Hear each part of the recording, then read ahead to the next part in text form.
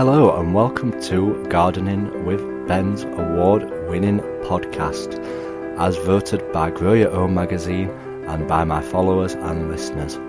So if you're new to the podcast, make sure you click that subscribe button to stay up to date with all our podcasts, listen back to all our previous episodes, sit back, grab a brew and let's enjoy today's episode. Hello and welcome to today's episode of Gardening with Ben. I hope you're all well. If you've not clicked that subscribe button yet, do click it so that you get notified of when new episodes appear. And like I said, I'm off work for a bit, so there'll be lots of episodes getting recorded and being uploaded, so you can stay up to date with all the latest gossip from Gardening with Ben. And I hope you do enjoy them. I'm certainly getting a lot of downloads, so everybody must be enjoying the episodes. So yeah, today we're going to be talking about what jobs need doing in January in the garden and the allotment. As most of you are aware, I often do all my winter maintenance jobs in the winter, in the January time, because it's a time when you can get all this work done and get the allotment tidied, get it looking good and making it feel good as well, because the allotment needs to look presentable, it needs to look tidy and no hazards around to trip over, which I often do on the allotment. So it's good to get everything tidied and looking good again and make it feel ready for planting when it gets to that summertime. So what jobs need doing in the garden and the allotment in January? Because during January there's not a lot to be doing in the vegetable garden and the flower garden and the fruit garden. So we're going to be finding out what jobs you can do if you're looking at doing some jobs. So if you're thinking about growing peas in your vegetable garden, what you need to do is you need to make sure that you cover the ground up first if you're wanting to grow an early crop. The reason why we do this is so that it warms the soil up. It protects it from that frost and from it being cold, and with warming it up it will help the germination of the peas. You don't need to do this if you're sowing your peas in pots first, but if you're looking at growing them straight in the ground, you're best off warming the soil up and just giving it that bit of extra kick and warmth to help germinate them seeds. Parsnips. So if you've still got some parsnips in the ground, they can be dug up now, because if it's had frost on them, it will make them taste a lot more tastier and delicious, because the frost helps release them tastes what the parsnip get, and it gives them a sweeter taste as well.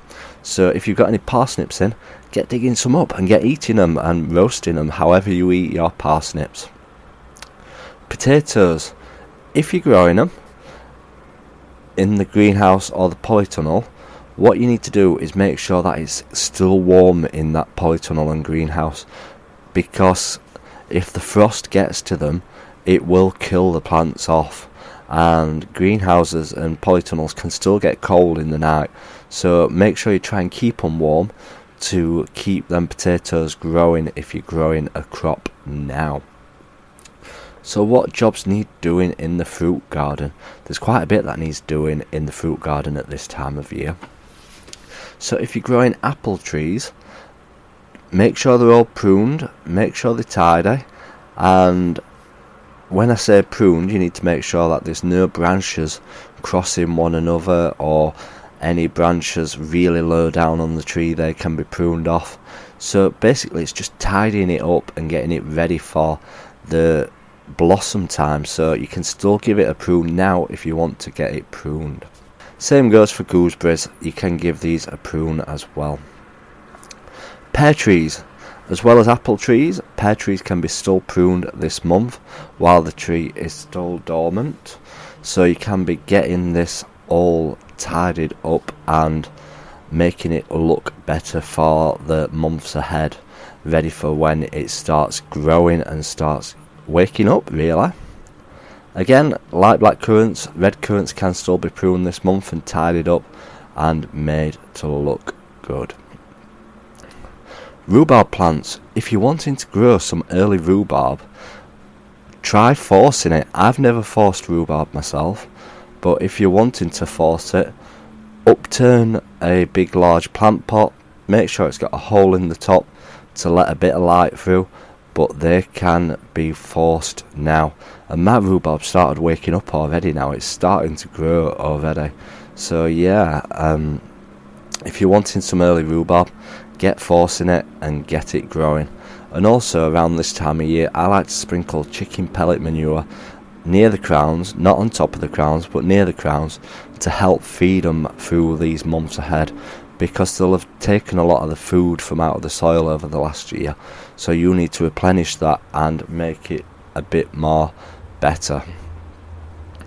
So if you've got a flower garden, what you need to do at this time of year is, if you've got any pansies growing, just keep deadheading them, and that will encourage the new growth on the pansies, and they will still keep flowering through the months ahead. And you can keep that colour going just by doing that and making it look nice in the garden. Now if you've still not pruned your roses, you can still prune your roses at this time of year, make them look nice, get them tidied, give them a feed. Again, putting the food back into the soil at this time of year helps kickstart the plant and gets it going ready for the year ahead, and it will make it grow really well, and hopefully you'll get some fantastic blooms on your roses this year. So that is all the jobs what need doing in the garden and the allotment at January time. So make sure you come back for the jobs what need doing in February. When we get into February, we'll go through them. So basically it's a case of just tidying up, making sure that all your fruit trees have been fed, everything's cleared, there's no old leaves around what can spread diseases and stuff like that. Put them all in your composting bin to rot down and create the food for the year to come. So this is all the stuff what I tend to do in January time, because like I say, it's the month of getting stuff prepared, tidied, ready, and making the plot ready for the year ahead. It's the time when you put in all the effort into creating the best growth and the production from the fruit trees and the plants for the year to come. And if you don't put that effort in, the produce won't give you that effort back, because the more you look after them, the better results you will get from them. So basically that is all the tips what you need for January really. So I hope you've enjoyed this episode. It's been quite short. As obviously the months go on, the tips will get longer and longer and longer, because there's more jobs to be done in the garden in the months ahead. So make sure you do click that subscribe button. I hope to see you all again soon. Remember, keep smiling, keep gardening, and keep listening to Gardening with Ben's podcasts. So thank you for listening to today's episode of Gardening with Ben. We hope that you've enjoyed this episode. Remember to do click that subscribe button to stay up to date with all our podcasts. Feel free to share them on your Instagram stories so that it spreads the word about my podcast and we get lots more listeners. Feel free to check out my social media sites, Facebook and Instagram as well, Gardening with Ben, and also my YouTube channel, to stay up to date with all my handy videos, how-to videos, and sharing my tips and advice. And feel free to check the link as well in the description for my Gardening with Ben t-shirts. Lots of funny gardening design t-shirts in there for you to purchase at great prices too. So thanks again, and as always, remember, keep smiling and keep gardening.